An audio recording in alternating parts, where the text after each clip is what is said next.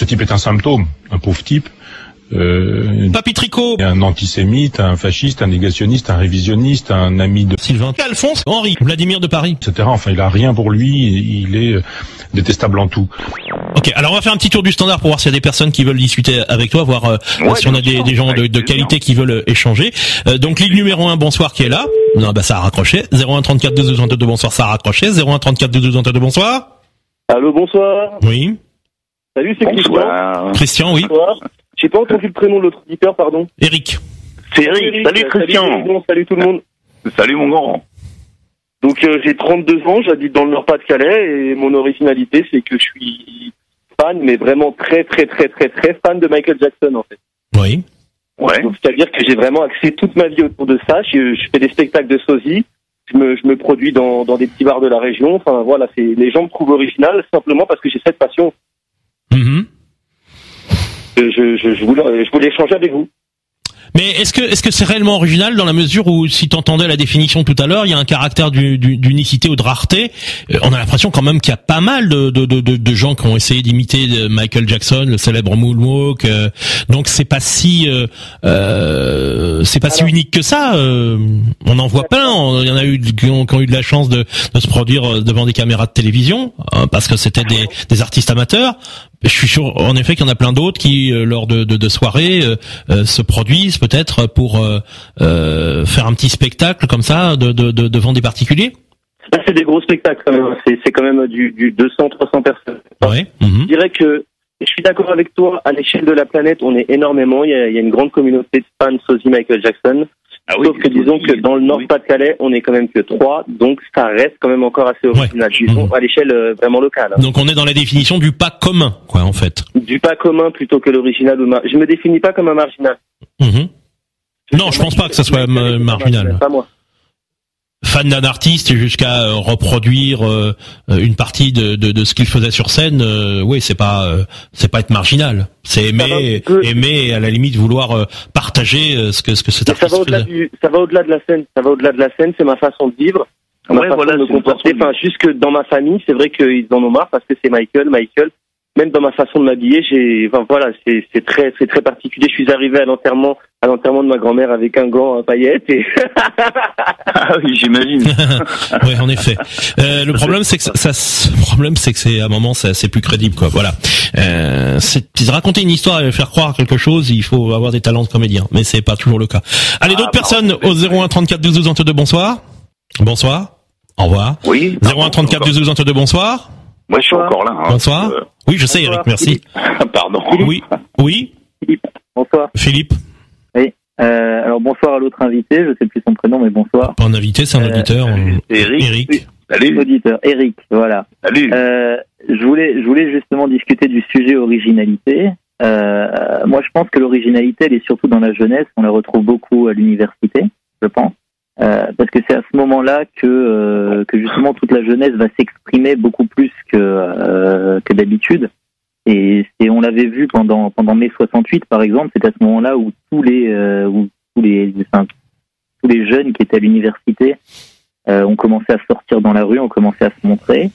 Et c'était justement ce moment-là où on voyait l'originalité des gens qui sortaient, et voilà. Donc je pense que justement toute l'originalité d'aujourd'hui, elle se retrouve à l'université et beaucoup moins ailleurs. Il y a Si tous les jeunes, quand tu dis en mai 68, tous les jeunes, je suis pas forcément sûr que tous les jeunes en 68 soient sortis dans la rue, parce que même après 68, quand il y a eu des manifestations étudiantes, on n'a pas forcément vu tous les étudiants aller manifester. Il y en a d'ailleurs qui se plaignaient que des piquets de grève les empêchaient de rentrer, ils voulaient continuer à aller étudier, et ils se plaignaient que certains les empêchaient de rentrer. C'est-à-dire qu'on les obligeait d'une certaine manière à être en grève aussi. Je pense que dans les opinions estudiantines, il y a des opinions qui peuvent varier. Tous les étudiants sont pas moulés sur une même manière de se comporter par rapport à un mouvement, un comportement. Donc je pense pas que tu puisses généraliser en disant voilà tout ça se passe à l'université. Je ne généralise pas, je dis juste que l'université c'est le moment où la jeunesse, s'expose le plus et où justement l'originalité via le style d'abord, parce que l'originalité s'exprime toujours via le style pour commencer, puis ensuite via les idées et tout le reste, je pense que c'est l'endroit, le lieu où l'originalité va s'exprimer le plus. Voilà. Puisque au lycée, on est encore sous la coupe de ses parents, au collège, on est encore trop jeune, alors que à l'université, on va commencer à lire des livres. Voilà. À l'université, j'ai pas compris. À l'université, je disais, on va commencer à lire des livres, on va commencer à s'instruire, on va commencer à aller vers d'autres horizons de pensée. Donc, ça va amener à l'originalité. Ouais. Je pense que ça dépend de chacun des individus. Hein. C'est pas général non plus. Hein.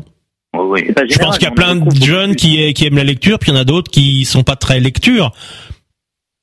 Et on en retrouve beaucoup plus à l'université, puisque l'université incite à la connaissance, forcément. Donc voilà. Et après, il y a aussi beaucoup de mouvements étudiants. Il y a beaucoup plus de mouvements étudiants que de mouvements lycéens, par exemple. Voilà. C'est là où l'originalité va se montrer de face. Ces dernières années, on a entendu quand même pas mal de mouvements lycéens. Hein. Oui, c'est pas faux. Mais les mouvements étudiants sont toujours plus grands, forcément plus concertés, parce que les étudiants sont majeurs. Là où les lycéens, pour la plupart, pas tous, parce qu'évidemment il y a les redoublants, il y a ceux qui ont déjà 18 ans, mais où les lycéens sont mineurs pour certains. Donc voilà. Ils sont encore sous la coupe des parents. C'est ça. L'originalité, je pense, ne s'exprime que lorsqu'on n'est plus sous la coupe des parents. Oui, mais la société fait aussi qu'il y a quand même beaucoup de jeunes qui restent assez longtemps chez leurs parents parce que justement c'est difficile de finir des études, c'est difficile de trouver un emploi et que tous les jeunes sont pas indépendants dès leurs 20 ou 22 ans. Hein. C'est vrai. Et c'est là où ça change justement des années 70 où à cette époque-là, il y avait beaucoup de jeunes qui étaient beaucoup plus indépendants.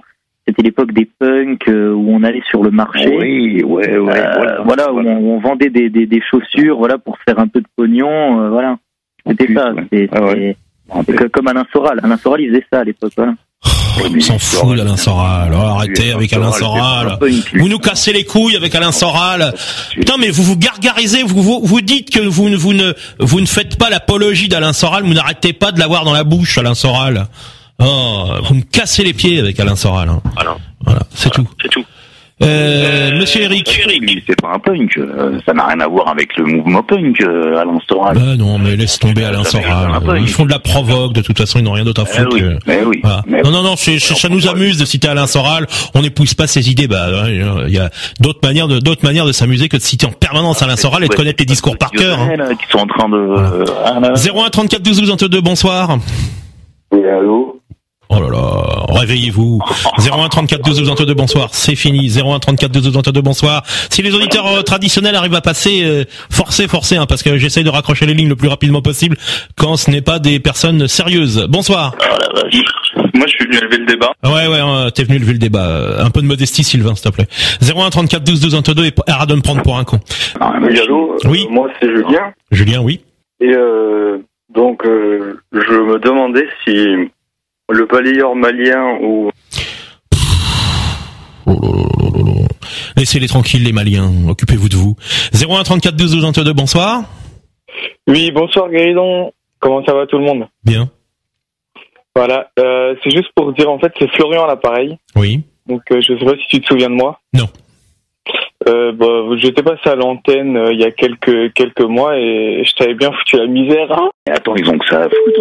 T'as vu, les connards se scratchent d'eux-mêmes tellement ils ont honte, ils raccrochent tout seuls de peur, tu sais, que en restant plus longtemps on l'identifie ou je ne sais quoi. Puis il finit toujours par c'est des Mongoliens. Non, je sais pas, il y a des Mongoliens, il y en a des sympas. Je suis désolé. C'est pas. Alors, 01 34 12 12 22, bonsoir. Bonsoir, c'est pour parler de l'inné et de l'acquis. Oui, c'est ça. 01 34. Renouvelez-vous dans vos blagues. Vous l'avez déjà dit hier, ça. Vous l'avez déjà écrit même sur votre forum hier.